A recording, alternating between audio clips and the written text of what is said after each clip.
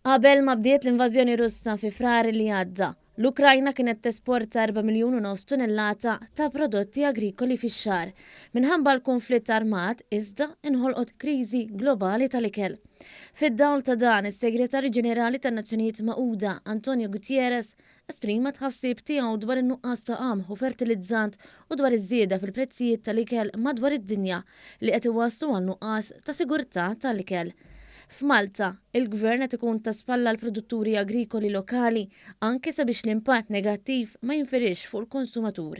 F'dan il-kuntest, il-fira agrikola li fetħet il-ġimgħa se tkun qed isservi ta' pjattaforma tajba biex il-konsumatur Malti jara fil-bżonn tal-konsum tal-prodotti agrikoli lokali.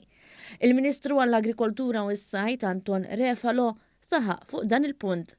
Il-fira qed issir l-ewwel darba, però fl-isfera, fl-isfond ta' dan il-ġrid kollu li għaddej fl-Ewropa. Meta inti għandek li l-katina tal-ikel qed titkisser.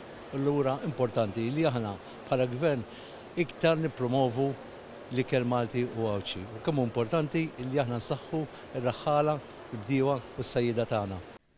Minnaħa l-oħra, s-Segretarju Parlamentari għas-Sajt, l-Akwakultura u l-ħarsien tal-annimali Alicia Buġeja Sajt qalet li l-impenn tal-Gvern huwa li jassigura s-sigurtà tal-ikel, mhux biss waqt kriżi globali, imma wkoll biex l-industrija tibqa' sostenibbli għaż-żmien li ġej. Il-sigurtà tal-ikel hija issue li mhux biss qed tinħass fl-Ewropa iżda qed tinħass madwar id-dinja kollha u proprju aħna bħala gżira għandu bżonn ikollna impenn sabiex nassiguraw li food security mhijiex issue ta' issa biss iżda anke tal-futur u bekk għandna bżonn anke naħdmu sabiex nattiraw aktar żgħażagħ lejn il-bidja u s-sajt.